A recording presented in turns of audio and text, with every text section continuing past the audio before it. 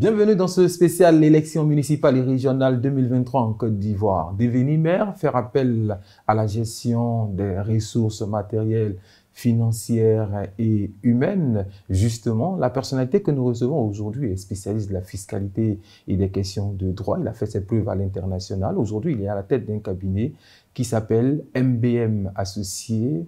Monsieur Gérard Bowie, bonjour et merci d'avoir accepté notre invitation. Bonjour, Monsieur Maïga.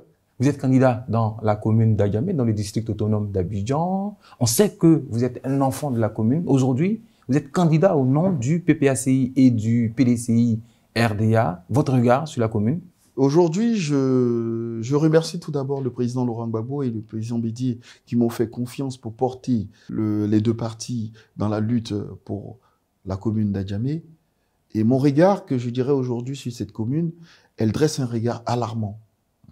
Alarmant parce que nous avons autour de ces communes, les communes de Cocody, du Plateau et même d'Abobo, qui connaissent un développement. Mais nous, notre commune d'enfance, notre quartier, a un vrai recul en termes de sécurité, en termes de salubrité et en termes de chômage et de délinquance. Il faut que nous, les premiers responsables, nous nous penchions sur ces questions, sur ces problèmes, pour pouvoir apporter des solutions, et des solutions adéquates qui répondent aux problématiques de nos populations, de nos petits frères, de nos mamans, de nos amis. Comme vous l'avez dit, Adjamé est contigu à plusieurs communes. Ça pose la question de la circulation, à la fois pour avoir accès à Adjamé, mais surtout, au sein même d'Adjamé, de plus en plus, les gens essaient d'éviter Adjamé. Est-ce que vous avez une solution pour fluidifier la circulation au sein d'Adjamé? Dans le programme qui a été conçu avec les amis du PDCI et les membres de mon cabinet, nous avons conçu un programme qui est adapté à la décongestion des rues et des circulations dans la commune d'Adjamé. Et il est important de se pencher sur cette question. Pourquoi? Adjamé est quand même le vecteur du transport et le vecteur du commerce.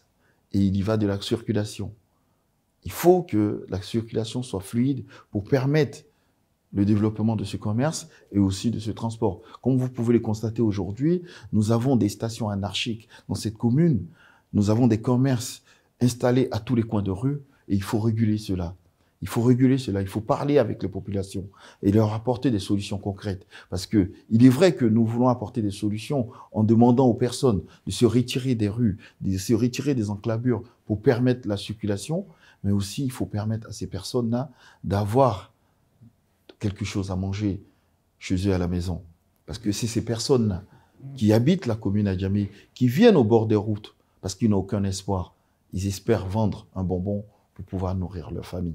Donc il faut d'abord apporter ces solutions et ensuite le problème de la circulation sera réglé automatiquement. Et pour cela, nous avons des solutions. Nous avons un programme que nous allons dérouler. Nous allons expliquer aux populations. Il y a eu un projet de délocalisation de la gare routière. Malheureusement, il n'y a pas eu un trop grand engouement. Est-ce que, à votre niveau, la solution est durable? Écoutez, cette solution de délocalisation de la gare routière, elle est toujours pendante sur la table du gouvernement. Et il y va pour l'État de se pencher très rapidement sur cette question parce qu'elle est importante. Elle est importante parce que j'ai eu à discuter avec les différents syndicats. Ces différents syndicats n'ont pas été associés à ces projets. Et voilà ce qui pose le problème. Donc, ils n'ont pas vraiment les problématiques de ces personnes.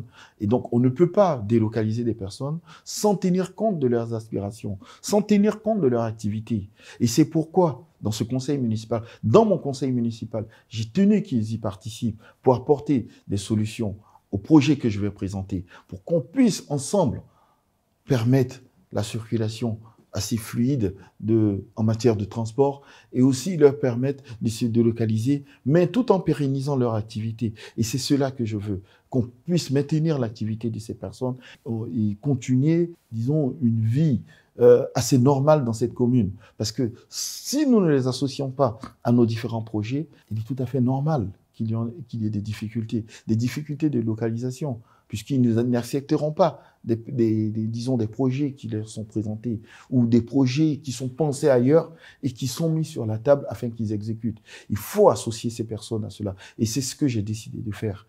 Et je vais le faire.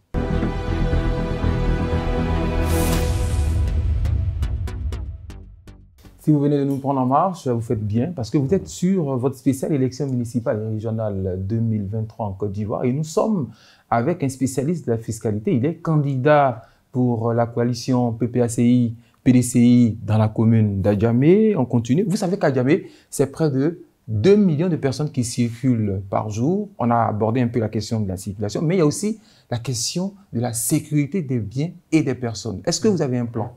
Écoutez, mon plan, je l'ai mis en place bien avant de pouvoir réfléchir à une éventuelle candidature à la municipalité. Et ce plan, tout le monde le connaît, le plan GB Initiative. Et je peux vous dire que j'ai fait un test dans un quartier, le quartier Sodessi, parce que je peux le citer en exemple. Et tout le monde peut le constater. Des représentants de la mairie sont allés sur place, ils ont constaté. Je me suis rapproché des jeunes. J'ai écouté leurs problématiques. J'ai écouté leurs manques et ils m'ont répondu. Et par cela, j'ai trouvé de l'emploi pour ces jeunes. Parce que c'est ça le problème de la sécurité à Djamé. Ces jeunes ne travaillent pas. Avant qu'on ne commence cette interview, en aparté, vous disiez que à la MACA, 30%... Tout à fait, j'allais y revenir sur cette question. Quand je me suis rendu à la MACA, pendant les visites de certaines personnes, j'ai pu constater que plus de 30% de la population carcérale jeune vient d'Adjamé. Et je me suis posé des questions. Mais pourquoi? Et j'ai posé des questions à des détenus. Pourquoi vous êtes là? Pourquoi vous? Et ils m'ont expliqué leurs difficultés. Alors, monsieur le maire, à Adjamé, on sait que c'est un flux de personnes qui viennent. Est-ce que ce sont des jeunes d'Adjamé ou bien est-ce que ce sont des jeunes qui viennent des autres communes d'Adjamé? Si non ou si oui, comment faire en sorte que... Très généralement, c'est des jeunes qui viennent de la commune d'Adjamé parce que je connais parmi ces détenus certains jeunes que j'ai eu à voir quand j'étais enfant, qui y sont. Je peux vous dire des exemples, je peux vous donner des exemples. Les enfants en conflit avec la loi, ils viennent d'Adjamé, je les connais précisément, je connais certains parmi eux. J'en ai recruté parmi eux aujourd'hui pour les faire travailler, pour qu'ils puissent changer, pour qu'ils puissent s'adonner à une activité normale. Bon, on sait qu'à Adjamé, il n'y a pas de zone industrielle. C'est vrai que c'est une zone où il y a un fort taux de personnes qui font du commerce, mais il n'y a pas de zone industrielle. Vous parlez de créer de l'emploi. C'est quoi concrètement? J'ai fait un test, un partenariat avec ma fondation et certaines entreprises dans la zone industrielle de Yopougon. Comme je peux vous le faire remarquer, c'est que ces jeunes sont parfois, pour la plupart, en manque de diplôme. Mais comment faire pour ces jeunes d'obtenir une activité pérenne? Pour certains, il fallait avoir de l'argent pour nourrir leur famille. Mais derrière, moi, je pense à une activité pérenne parce qu'on ne peut pas rester ouvrier toute sa vie. C'est vrai qu'il faut trouver un emploi d'ouvrier pour ces jeunes et c'est ce que j'ai fait. J'ai fait pour plus de 1000 jeunes, plus de 2000 jeunes. Mais derrière, je les rencontre pour qu'ils puissent derrière faire une formation professionnelle, pour obtenir un diplôme. Et cela va leur permettre de pouvoir se développer.